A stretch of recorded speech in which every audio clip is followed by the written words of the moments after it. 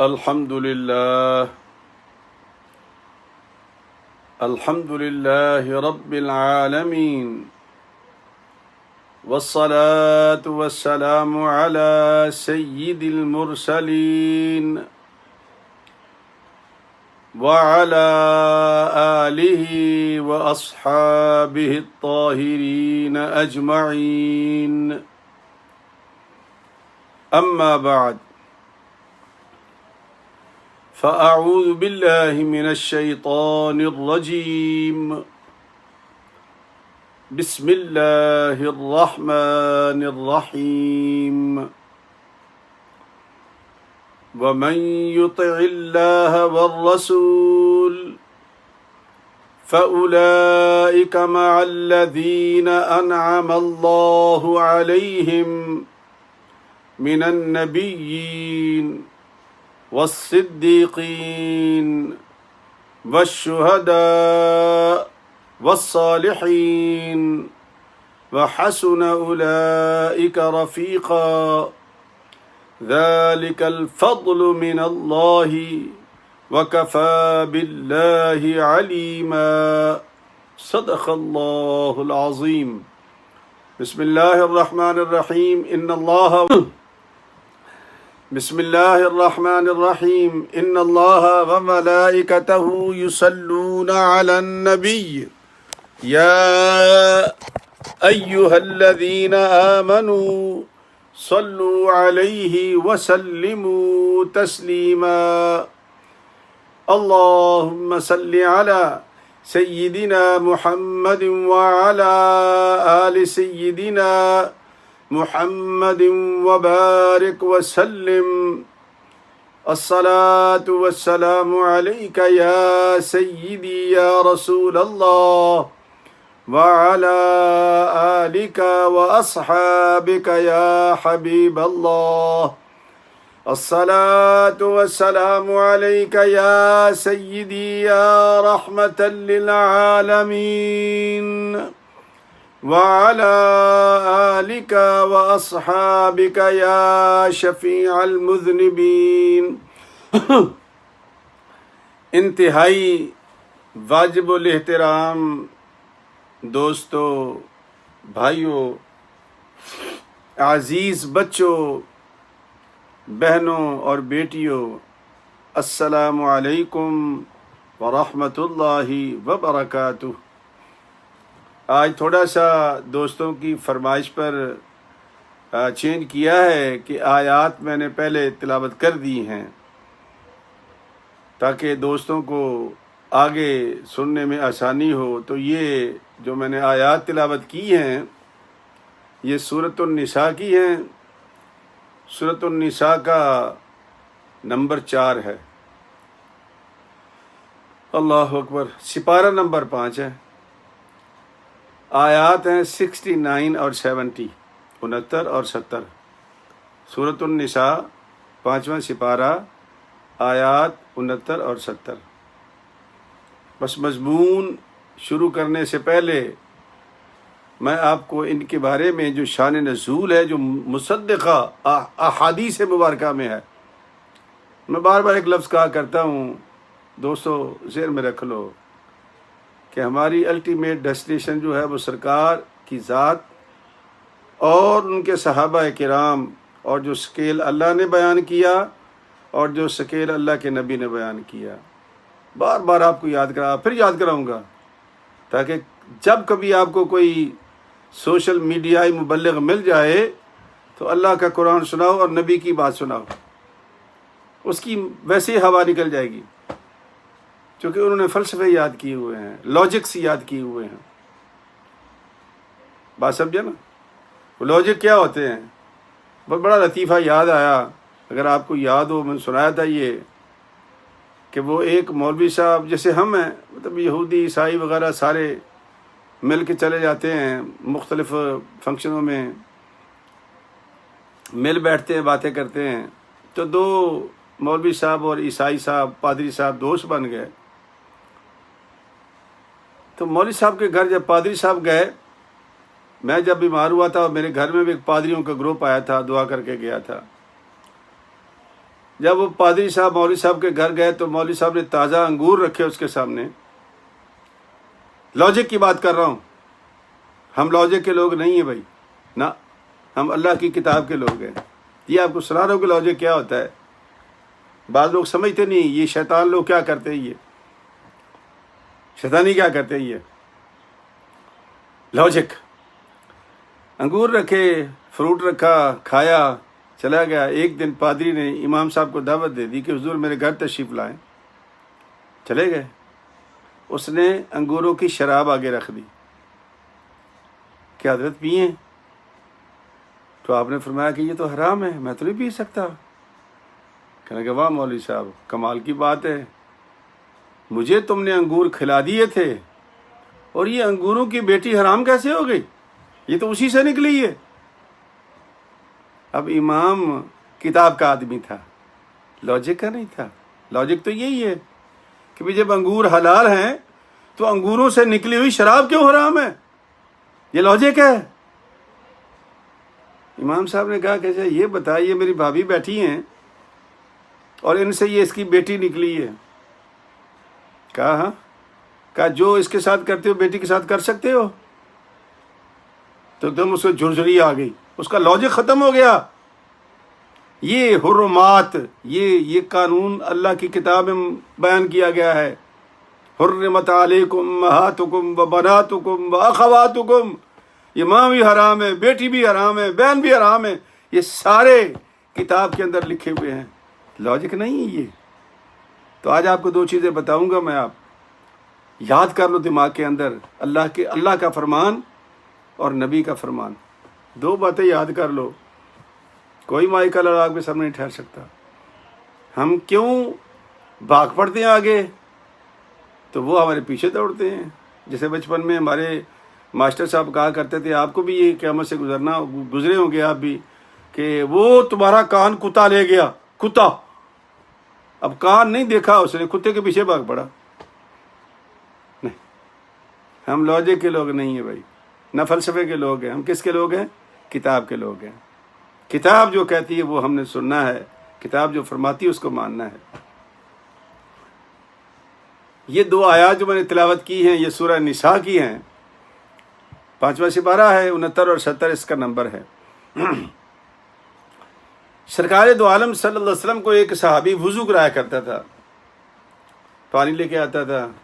جہاں تشریف فرما ہوتے وہ اس کی ڈیوٹی تھی، یوں سمجھ لے ہابی تھی اس کی. اور جس دن اس کو یہ ڈیوٹی نہیں ملتی تھی وہ پریشان ہو جاتا تھا. ایک دن سرکار دو عالم صلی اللہ علیہ وسلم وضو فرما رہے تھے تو آپ نے حضرت ثوبان کا چہرہ دیکھا. چہرہ دیکھا تو ہوائیاں اڑ رہی تھی ان کے چہرے پر. سرکار نے فرمایا ثوبان پریشان ہو؟ کہ یا رسول اللہ آج ایک بات نے مجھے پریشان کر دیا. سرکار نے فرمایا اللہ خیر کرے، وہ کون سی بات ہے؟ عرض کی حضور دنیا کے اندر جب بھی کبھی من چاہتا ہے پریشان ہوتا ہوں، آپ کو تلاش کرتا ہوں، آپ کو دیکھ لیتا ہوں، پریشانی دور ہو جاتی ہے. آپ مجھے حکم دیتے ہیں، میں وضو کا پانی لے کے کھڑا ہو جاتا ہوں، آپ وضو کرتے رہتے ہیں، میں آپ کا چہرہ تکتا رہتا ہوں، میری پریشانی دور ہو جاتی ہے. آج مجھے ایک چیز نے رلا دیا. سرکار نے فرمایا وہ کیا ہے؟ کہ یا رسول اللہ میں بھی فوت ہو جاؤں گا، آپ بھی دنیا چھوڑ جائیں گے، جیسے کہ آپ فرماتے ہیں آپ تو نبیوں کے سردار ہیں، نبی الانبیاء ہیں، جنت میں جو کوئی اونچا مقام ہوگا یا رسول اللہ وہ آپ کا ہوگا، اور مجھے پتہ نہیں اللہ پاک کہاں رکھے گا. تو میری یہ جو ہابی ہے، میرا جو پیار ہے، پریشانی میں آپ کا چہرہ دیکھتا ہوں تو مجھے سکون مل جاتا ہے. یا رسول اللہ مرنے کے بعد کیا ہوگا؟ سوچ سوچ کے اب میری حالت دیکھ لیں آپ، یہ ہو گئی ہے. سرکار نے فرمایا کہ دیکھ بات سن، تو اس زمین کو سجدوں سے آباد کر. یہ سن لے، یہ پیران نظام، یہ مفت میں جنت بانٹنے والے، جنت کے ٹکٹ بانٹنے والے، سن لے، فرمایا کہ تو زمین کو سجدوں سے آباد کر تاکہ جب میں تیری سفارش اللہ کی بارگاہ میں کروں تو میں تجھے اپ گریڈ کر سکوں. یہ سرکار نے فرمایا اور یہ آیتیں اتری. ابھی سناؤں گا ترجمہ آپ کا تو آپ کو سمجھ آ جائے گی کہ یہ کیا بات ہوئی ہے. سمجھ آئی؟ جنت کے ٹکٹ پٹ رہے ہیں. پیر صاحب کی مونچھیں ماشاءاللہ ماشاءاللہ ماشاءاللہ، داڑھی ہے ہی نہیں، جنت کی ٹکٹ دے رہے ہیں. اور سرکار کیا فرما رہے ہیں؟ سرکار فرماتے ہیں کہ سبحان تو زمین کو سجدوں سے آباد کر تاکہ میں تیری سفارش اللہ کی بارگاہ میں کر سکوں اور تجھے میں اپ گریڈ کر سکوں. پھر یہ تیری جو تشویش ہے یہ ختم ہو جائے گی. ایک تو یہ اس کا شان نزول ہے، ایک دوسرا بھی ہے، دوسرا بھی ہے. وہ کیا ہے؟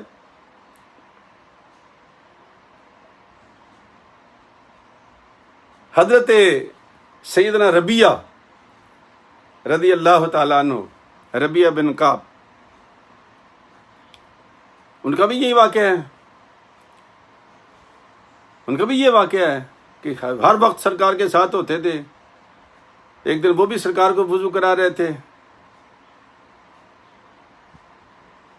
وضو کرا رہے تھے. نبی پاک خوش ہو گئے. جب نبی پاک خوش ہو گئے تو سرکار نے فرمایا کہ سل ما شئت، مانگ لے جو مانگنا ہے. آج سرکار مانگ لے جو مانگنا ہے. کمال کی بات ہے. بس اوقات میں سوچتا ہوں کہ ہم کیسے لوگ ہیں کہ جو اپنے نبی کے مقام سے ہی بے خبر ہیں، اپنے نبی کے مقام سے بے خبر ہیں. حضرت سیدہ عائشہ صدیقہ فرماتی ہیں رضی اللہ تعالی عنہا کہ سرکار کا آخری وقت تھا. یہ بخاری شریف کی حدیث ہے، کتاب المغازی کے اندر. یہ سرکار کا آخری وقت تھا. پریشانی چہرے پر عیاں تھی سرکار کی، لیٹے ہوئے تھے، تھکاوٹ، بے انتہا تھکاوٹ، اور آواز بھرا گئی تھی آپ کی سرکار کی، جسے ہم دوسرے معنوں میں کہتے ہیں کہ بیٹھ گئی تھی آواز. مجھے یاد آیا کہ سرکار دو عالم نے ایک مرتبہ جو فرمایا تھا کہ عائشہ، نبی کو اختیار دیا جاتا ہے. سن لیں یہ بات، بخاری شریف پڑھنے والے لوگ، یہ بخاری کرنے والے لوگ. وہ کسی درویش نے کہا تھا، پرانے زمانے کی بات ہے، بچپن کی مجھے یاد ہے، بنا عشق محمد جو پڑھتے ہیں بخاری، آتا ہے بخار ان کو، آتی نہیں بخاری. سیدہ عائشہ صدیقہ فرماتی ہے مجھے سرکار نے فرمایا تھا عائشہ کہ اللہ اپنے نبی کو اختیار دیتا ہے آخری وقت میں، اگر چاہو تو دنیا اختیار کر لو، چاہو تو میرے پاس آ جاؤ. کہتے جب مجھے یہ بات یاد آئی تو میں نے اپنے کان نبی کریم صلی اللہ علیہ وسلم کے قریب کیے. تو میں کیا سنتی ہوں کہ سرکار ان آیات کی تلاوت فرما رہے ہیں، اولئک الذین انعم اللہ علیہم من النبیین والصدیقین والشہداء والصالحین وحسن اولئک رفیقا. بی بی عائشہ فرماتی ہیں کہ میں سمجھ گئی کہ اس وقت آخری وقت ہے اور میرے نبی سے پوچھا جا رہا ہے کہ آپ کو کیا پسند ہے. تو حضرت ربیہ فرمایا سل ما شئت، مانگ، کیا مانگتا ہے؟ ان کا یہ مرافقت فی الجنہ، یا رسول اللہ میں جنت میں آپ کی مرافقت مانگتا ہوں. یہاں بھی نبی پاک نے یہ فرمایا، یہاں بھی یہ فرمایا کہ تو وعدہ کر میرے ساتھ. بعض لوگ یہاں تک یہ حدیث بیان کرتے، آگے بھی جاتے نہیں، آگے بھی پڑھنی چاہیے. سرکار نے کہا ٹھیک ہے، تجھے میری موافقت اور مرافقت چاہیے نا جنت میں، ٹھیک ہے، لیکن بات پھر وہی ہے کہ تو سجدوں سے زمین کو آباد کر. اور پتہ ہے نماز ہمارے لیے سب سے بھاری چیز ہے. اللہ فرماتا ہے وَإِنَّهَا لَكَبِيرَةٌ إِلَّا عَلَى الْخَاشِعِينَ. نماز پڑھنا اتنا مشکل کام ہے کہ بندے کے بہانے نہیں ختم ہوتے، بڑا بھارا کام ہے یہ. لیکن اللہ فرماتا ہے جن کی گھٹی میں یہ نماز داخل ہو جاتی ہے جس کو خاشعین اللہ فرما رہا ہے. فرمایا جب تک وہ نماز نہیں پڑھ لیتے ان کو سکون نہیں آتا. جب تک وہ نماز پڑھ نہیں لیتے ان کو سکون نہیں آتا. تو کیوں نہ ہم اللہ سے یہ دعا کریں کہ یا اللہ ہمارا مقام بھی خاشعین جیسا کر دے, کہ ہمارے دل کے اندر بھی محبت نماز پیدا ہو جائے. تو حضرت ربیہ کو بھی سرکار نے یہ فرمایا کہ تو زمین کو سجدوں سے آباد کر تاکہ میں تیری رفاقت کی دعا کر سکوں. اس کو نسائی نے, مسلم نے, ابو داؤد نے بیان کیا. تو دوستو آئیے واپس چلتے ہیں ترجمے کی طرف. ترجمہ سماعت فرمائیں, پھر آپ کو وہ فارمولہ بتاؤں گا جس کو آپ نے یاد کر لینا ہے, بھولا نہیں ہے. جب ہتھیار بندے کے مکمل ہونا تو انسان کا اپنا دل بھی مطمئن ہوتا ہے اور غیر بھی مطمئن ہوتا ہے. جب ہم خود کنفیوز ہوں تو دوسروں کو ہم کیا بتائیں گے؟ ہاں جی پتہ نہیں, ہوگا, وہ مولوی صاحب نے کہا تھا, مفتی صاحب نے کہا تھا, ہوگا. بھائی کیوں ہوگا؟ تسلی کرو اپنی. یہ آیت نمبر 69 اور 70 ہے سورۃ النساء کی 5ویں سپارے میں. اللہ فرماتا وَمَن يُطِعِ اللَّهَ وَالرَّسُولَ, جس نے اطاعت کی اللہ اور رسول کی. اچھا, اللہ رسول کی جو اطاعت ہے نا وہ بڑی آسان ہے. اس کا ترجمہ پیچھے ہو چکا ہے, آگے بھی آئے گا. اللہ فرماتا وَمَن يُطِعِ الرَّسُولَ فَقَدْ أَطَاعَ اللَّهَ. سن لیں سارے, اللہ کی اطاعت نہیں کر سکتے ہم لوگ. کس کی اطاعت کریں گے؟ رسول اللہ کی. اور قرآن کیا کہتا ہے؟ وَمَن يُطِعِ اللَّهَ وَالرَّسُولَ. اور کیسی؟ وَمَن يُطِعِ الرَّسُولَ فَقَدْ أَطَاعَ اللَّهَ.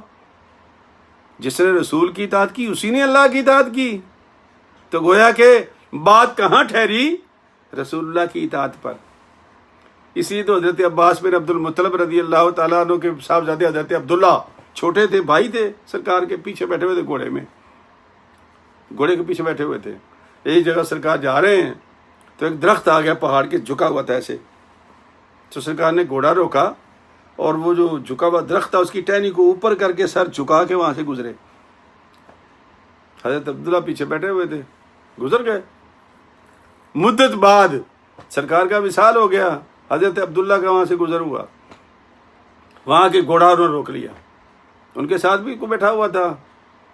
کہا خیر ہے, کیوں رک گئے ہو؟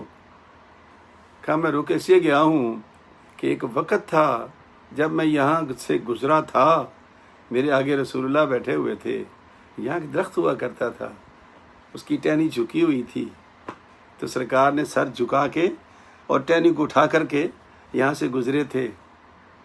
تو فرمایا اب دیکھو میں کیا کرتا ہوں. تو آپ نے چشم تصور میں ایسے کیا اور سر کو جھکایا اور گھوڑا آگے کر لیا. ان کا درخت نہ صحیح, مقام تو وہی ہے, جگہ تو وہی ہے, رسول اللہ کی سنت ادا ہو گئی نا, رسول اللہ کی اطاعت تو ہو گئی کہ جو میرے رسول نے کیا میں نے کر دیا. اس کو اطاعت کہتے ہیں.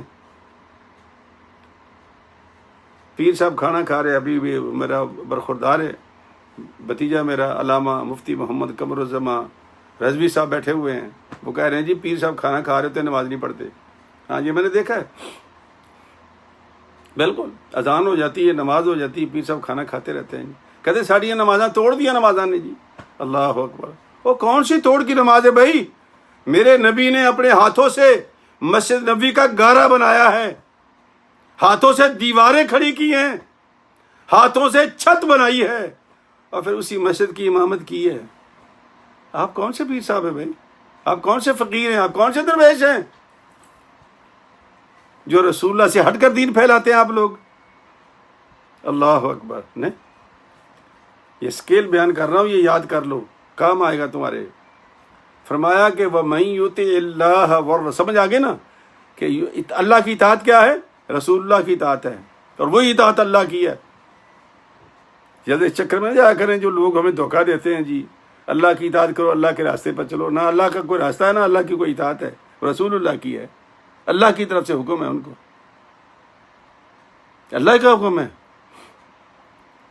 فرمایا فَأُولَٰئِكَ مَعَ الَّذِينَ انعم اللہ علیہم، اب یہاں سے اسکیل شروع ہو رہا ہے، یہ یاد کر لیں، من النبیین والصدیقین والشہداء والصالحین وحسن اولئک رفیقا۔ نبی، صدیق، شہید اور نیک آدمی، صالح، نیکوکار، یہ اچھے ساتھی نہیں ہیں؟ اللہ فرما رہا ہے یہ اچھے ساتھی ہیں، اچھے ساتھی ہیں۔ نبی کا دور گزرا، صدیقین کا دور گزرا، صدیق اکبر سب سے بڑا صدیق ہماری امت کا، پھر شہداء نے اپنی جان کا نذرانہ دے کر قربت الہی حاصل کی، تو وہ کبھی کبھی موقع ملتا ہے، لیکن صالحین ہر دور میں قیامت تک موجود رہیں گے۔ ان کا دامن نہ چھوڑنا، رفاقت نہ چھوڑنا، رفاقت ہی تو کام آئے گی۔ ایک صحابی نے کیا نا سرکار سے سوال، یا رسول اللہ کیسے ہو جائے گا؟ فرمایا کہ اگر تم نے ان کے ساتھ دامن کو وابستہ کر لیا تو وہ جو وابستگی ہے تیری دامن کی وہی تیرے مقام کو اپ گریڈ کر دے گی، وابستگی۔ تو یہ 4 کیٹیگری اللہ نے بیان کی ہیں، 4 کیٹیگری آگے نا، اور اسی پہ نبی کی بھی 4 کیٹیگریاں ہیں۔ کیا فرمایا؟ خیر القرون قرنی، خیر القرون قرنی ثم الذین یلونہم ثم الذین یلونہم ثم الذین یلونہم، او کما قال علیہ الصلوۃ والسلام۔ یہ 4 کیٹیگریاں نبی نے بیان کر دی۔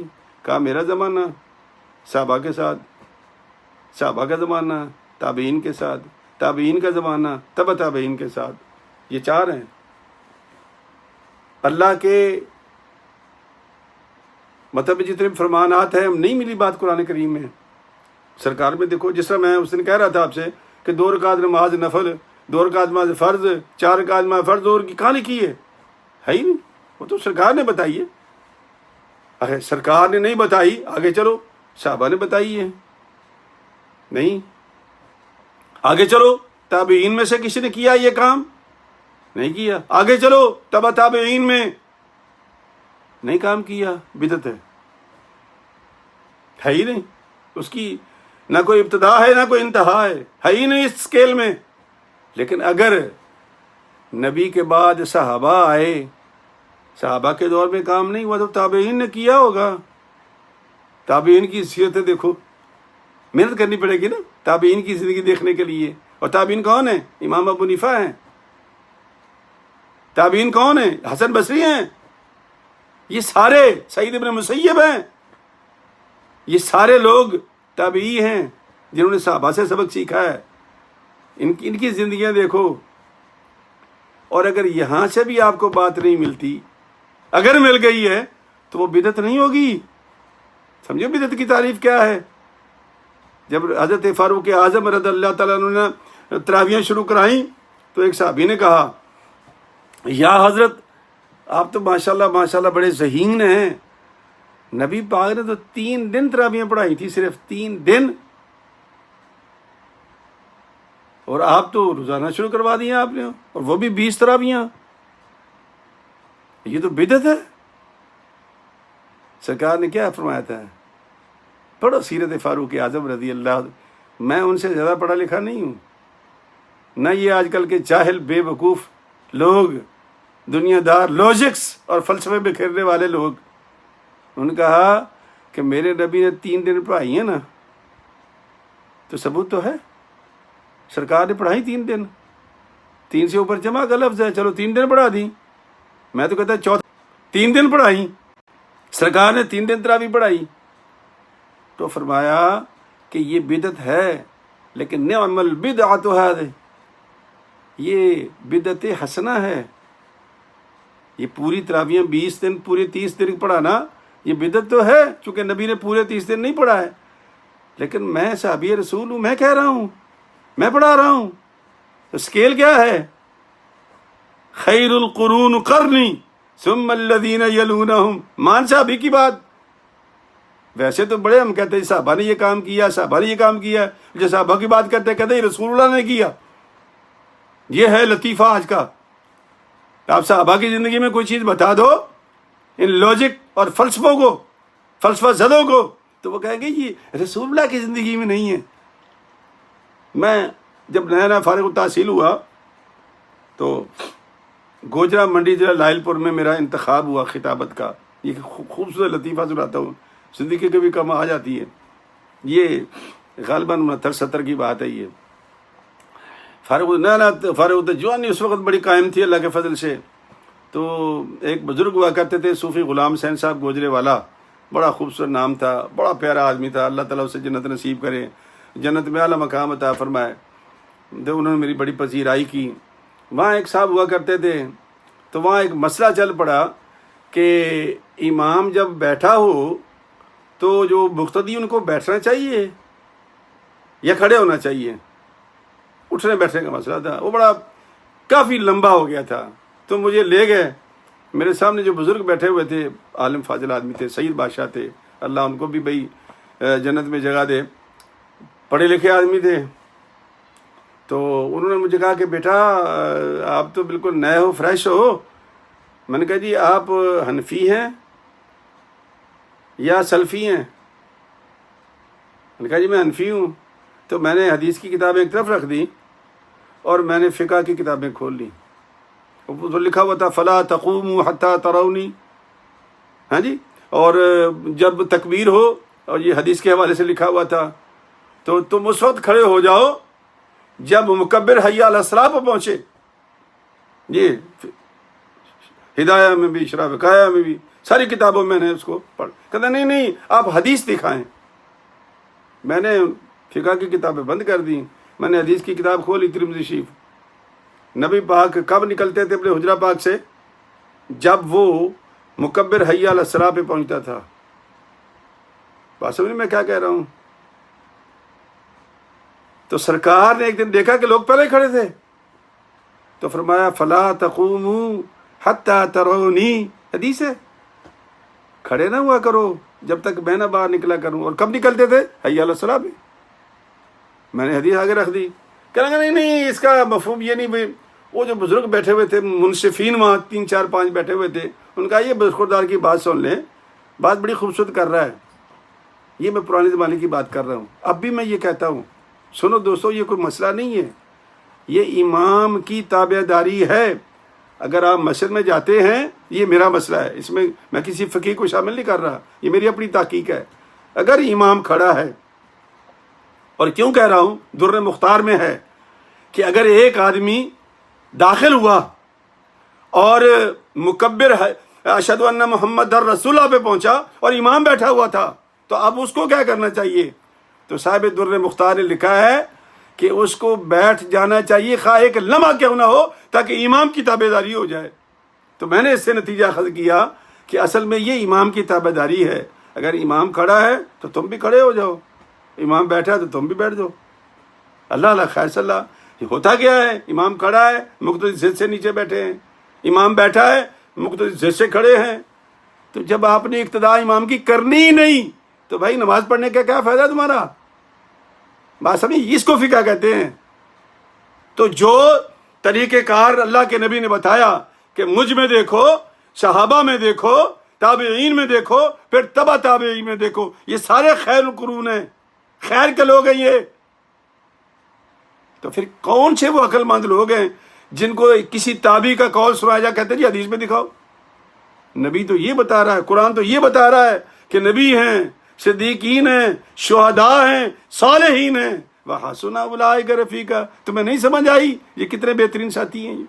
یہ اسکیل اللہ کا اور وہ اسکیل محمد مصطفیٰ کا، یہ یاد کر لو، دونوں کام آئیں گے آپ کے۔ فرمایا ذالک الفضل من اللہ، یہ ہے اللہ کا فضل تمہارے اوپر، یہ فضل ہے۔ کتنا لمبا میں نے آپ کو چانس دے دیا ہے کہ جس کسی کے نقش قدم پر چل جاؤ گے تمہاری زندگی بن جائے گی۔ ذالک الفضل من اللہ، یہ ہے اللہ کا فضل۔ نبی تو آئیں گے، سرکار آئے چلے گئے کہ دین ختم ہو گیا؟ نہیں، وہ صحابہ کو پڑھا گئے، صحابہ چلے گئے، کس کو پڑھا گئے؟ تابعین کو پڑھا گئے۔